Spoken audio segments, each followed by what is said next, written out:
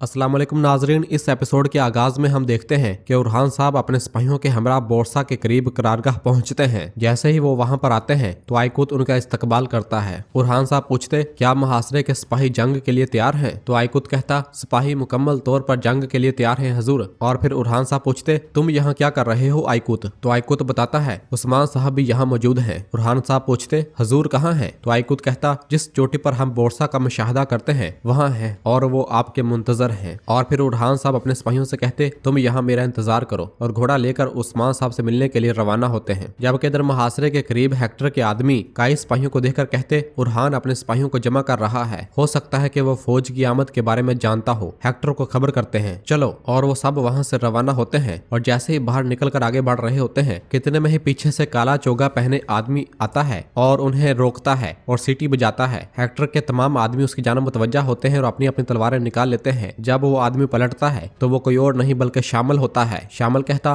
कहाँ जा रहे हो धोखेबाजो? तुर्क सरजमीन पर बगैर इजाजत के आना और जाना कोई आसान काम नहीं है। और शामिल अपने दोनों खंजर निकाल लेता है। हेक्टर के आदमी भागकर जैसे ही शामिल पर हमलावर होते हैं तो शामिल अपनी महारत और बहादुरी के साथ उनसे लड़ने लग जाता है। जबकि तुरहान तमीर बोगा अपने सिपाहियों के हमरा जब वहां से गुजर रहे होते हैं तो वो देखते हैं कि शामिल उनसे लड़ रहा है। उन्हें लड़ता हुआ देखकर तुरहान कहता, ये हेक्टर के आदमी है, लेकिन ये बहादुर आदमी कौन है? जिस पर तमीर बोगा कहता, हम अभी समझ जाएंगे भाई, सिपाहियों फैल जाओ। और इसके बाद तुरहान और तमीर बोगा अपने घोड़े से नीचे उतरते हैं और तलवारें निकाल कर उनकी जानब बढ़ते हैं। इधर शामिल तमाम हेक्टर के आदमियों को जहन्नम वासिल कर चुका होता है तो तुरहान और तमीर बोगा उसके पास आते हैं और कहते हैं, तुर्कों की तरह हथियार चला रहे हो, तुम कौन हो अजनबी? मुड़ कर मेरी तरफ देखो। तो शामिल पलट कर जब देखता है तो अपना चोगा पीछे करते हुए कहता, क्या तुम यहाँ अपने ही वतन में अपने ही भाई को नहीं पहचानते तुरहान? तो तमीर बोगा उसे देखते हुए खुश होते हुए कहता, शामिल? तो शामिल कहता, क्या तुमने मुझे याद किया मेरे भाइयों? तो तुरहान कहता, मेरे भाई क्या ये मुमकिन है कि हम तुम्हें याद ना करें? हाँ। और शामिल के गले लग जाता है और दोनों बहुत ज्यादा खुश हो रहे होते हैं। और फिर इसके बाद शामिल तमीर बोगा के गले लगता है। तमीर बोगा कहता, तुम कहाँ थे मेरे भाई? फिर से किस पहाड़ पर गिद्दड़ों का पीछा कर रहे थे? हाँ। तो शामिल कहता है, भाई गिद्दड़ और अगोज इस दुनिया से गायब नहीं होंगे। तमीर बोगा,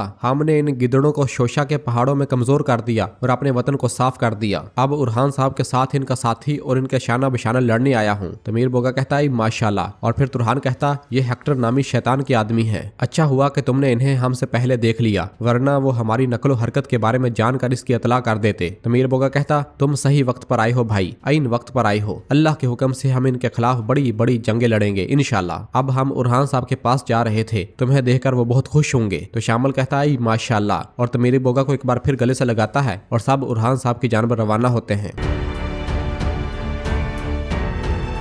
इधर उस्मान साहब पहाड़ की चोटी पर बोरसा को देख रहे होते हैं और मुसलसल उसे देखते ही चले जा रहे होते हैं। इस दौरान उरहान साहब अपने घोड़े पर सवार हुए वहां पहुंचते हैं और फिर घोड़े से नीचे उतरने के बाद उस्मान साहब के पास आते हैं और उनके पास आकर कहते, बाबा खैर हो, आप क्यों आए हैं? उस्मान साहब कहते, मैंने तुम्हें यहाँ बुलाया क्योंकि मैं तुम्हें वसीहत करना चाहता हूँ। उरहान साहब कहते, ऐसा मत करें बाबा, आपको अभी बहुत तवील सफर तय करना है। उस्मान साहब उसकी बात काटते हुए कहते, जिस रास्ते पर मैंने सफर करना था वो खत्म हो गया बेटा, मैं अब बूढ़ा हो चुका हूँ, हक ताला मुझे बुला रहा है। इस दरवाजे से बोरसा में दाखिल होना मेरी किस्मत में है या नहीं मैं नहीं जानता, तुम्हें मेरी वसीयत है, जब मैं अपनी अमानत सुपुर्द करूंगा मुझे बोरसा में वहाँ उस चांदी के गुंबद के करीब दफन करना। ये सुनकर उरहान साहब खामोश हो जाते हैं और फिर उस्मान साहब कहते, तुम एक बड़ी जंग में दाखिल होगे और इस जंग के इख्तिताम पर बोरसा को अपने कब्जे में ले लेना बेटा। उरहान साहब कहते, मैं कब्जे में ले लूंगा बाबा, मेरी नीयत और मेरी मुराद रज़ाए इलाही है और मेरा वादा है कि बोरसा में मैं आपके साथ हाथ मिलाकर दाखिल होऊंगा, आपकी वसीयत मेरे ऊपर कर्ज है। तो उस्मान साहब कहते हैं, उरहान शाबाश, जाओ, अब से रुकना तुम्हें जेब नहीं देता, मेरी दुआएं तुम्हारे साथ हैं, तुम्हारी जंग हमेशा के लिए मुबारक हो। और फिर उरहान साहब उस्मान साहब का हाथ चूमते हैं और वहां से रवाना हो जाते हैं और पीछे से उस्मान साहब बोरसा की जानब देखने लग जाते हैं।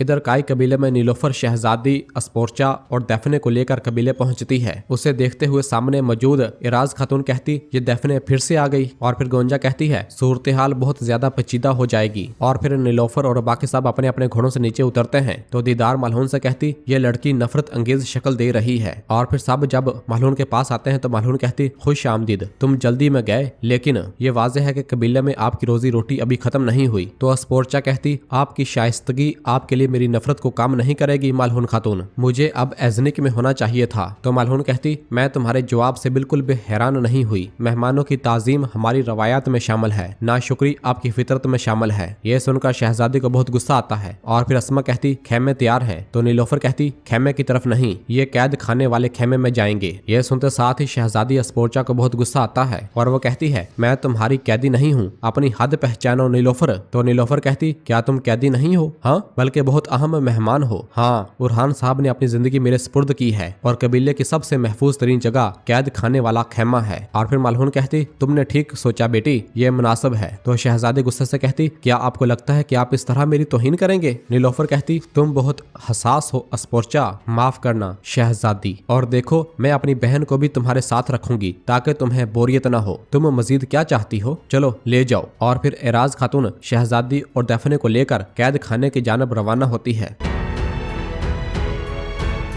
इसके बाद हम उरहान साहब को देखते हैं जो कि पहाड़ की चोटी पर मौजूद होते हैं और वो कहते हैं, मौत की खामोशी कितनी बार गूंजती है। जबकि खलील एक बड़े पत्थर पर छोटी छोटी कंकड़ियां रख रहा होता है और कहता है, हजूर तैयार है। और इसके बाद हमें उरहान साहब के सिपाहियों की बड़ी तादाद दिखाई जाती है जो कि जंग के लिए जा रहे होते हैं। खलील बताता है, आज हम इस वादी को हेक्टर और इसके आदमियों की कब्र बनाएंगे। उरहान साहब कहते, हम शिकारी बनकर हरीफ का पीछा करते हुए इसे नीचे लाएंगे। जब हमारा शिकार वादी में दाखिल होगा तो हम एक छोटी कुव्वत के साथ इनका मुकाबला करने निकलेंगे। हमारा शिकार लम्हा बलम्हा दंग रह जाएगा। तो बुरहान कहता, क्योंकि वो अब भी यकीन रखता है कि वो तादाद में सबसे आगे है, वो फौरी तौर पर नहीं भागेगा। औची साहब कहते, फिर हम इसे ताकुब में सबक सिखाएंगे ना उरहान साहब। उरहान साहब कहते, हमारा शिकार वादी में दाखिल होते ही हम दोनों तरफ से घात लगाकर हमला करेंगे। शाहीन शाह साहब और औची साहब बाईं तरफ से और उरहान साहब दाईं तरफ से होंगे। जहाँ तक जरकुताई साहब की बात है, इनके फरार को रोकने के लिए इनके पीछे घेरा तंग करेंगे। यह सुनकर जरकुताई कहता, इस तरह हम दुश्मन को मौत के जाल में फंसा देंगे। हाँ, तो शाहीन शाह साहब कहते, जब हेक्टर को मालूम होगा कि बाहर निकलने का कोई रास्ता नहीं है, वो मौत का असर अपने पीछे से महसूस करेगा। बुरहान साहब कहते, क्योंकि वो हमें कम समझता है, वो हम पर हमला करना चाहेगा। फिर इन सिपाहियों की बारी आएगी जिन्हें हमने वादी में सही जगहों पर मामूर किया होगा। वो वादी के दोनों तरफ रस्सियां खींचेंगे। इस तरह हेक्टर और इसके आदमियों के पास फरार होने का कोई रास्ता नहीं होगा। इसके बाद क्या होगा आपको मालूम है, हम इनकी लाशों को टुकड़े टुकड़े कर देंगे। इस पर तमाम सरदारान और सिपाही रजामंदी जाहिर करते हैं। इस दौरान शामिल, तुरहान और तमीर बोगा वहां पर पहुंच जाते हैं और शामिल आकर कहता है, उरहान साहब। शामिल को देखकर उरहान साहब बहुत खुश होते हैं और उन्हें गले से लगाते हैं। उरहान साहब कहते, शामिल साहब खुश आमदीद, आप यहाँ क्या ढूंढ रहे हैं? तो शामिल कहता, हमने शोशा के पहाड़ों में सांपों और गिदड़ों को तबाह कर दिया है, तो मैंने सोचा कि अब मैं यहीं भेड़ियों के दस्तों में शामिल हो जाऊं हजूर। तो उरहान साहब कहते, आपने अच्छा किया, खुश आमदीद। और फिर तुरहान कहता, ये ऐन जरूरत के वक्त पहुंचे हजूर। तमीर बोगा बताता है, आने वाली फौज के मुखबरों को शामिल साहब की बदौलत हमने जेर कर दिया अल्लाह के हुक्म से। तो उरहान साहब कहते हैं, आई माशाल्लाह, जब ये तमाम बहादुर सख्त दिल जानबाज मेरे पीछे खड़े हैं, जब इतने जंगजू मौजूद हैं, इस वादी को दुश्मन के खून के दरिया में तब्दील करना हमारे लिए मुश्किल नहीं होगा। तो सब कहते हैं अल्हम्दुलिल्लाह। जबकि इधर कबीले में हम देखते हैं कि यगीत मुसलसल सोच विचार में मुब्तला होता है और कहता है, मैं उस ताजर को ढूंढूंगा फातिमा।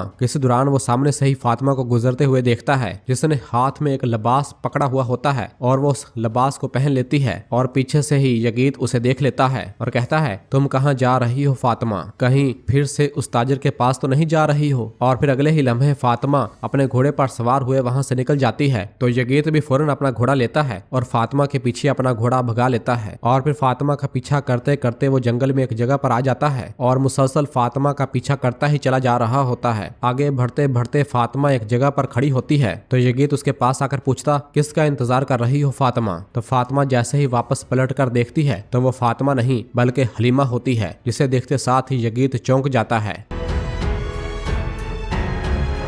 और नाजरीन, इसी जगह पर एपिसोड खत्म करते हैं। मिलते हैं बहुत जल्द अगली एपिसोड के साथ। वीडियो को लाइक कर दें और जिन दोस्तों ने अभी तक चैनल सब्सक्राइब नहीं किया वो जल्दी से चैनल सब्सक्राइब कर दें और बेल आइकन यानी घंटी वाले इशारे को भी प्रेस कर दें ताकि आने वाले एपिसोड्स आपको आसानी मिल सकें। दुआओं में याद रखें। अल्लाह हाफिज।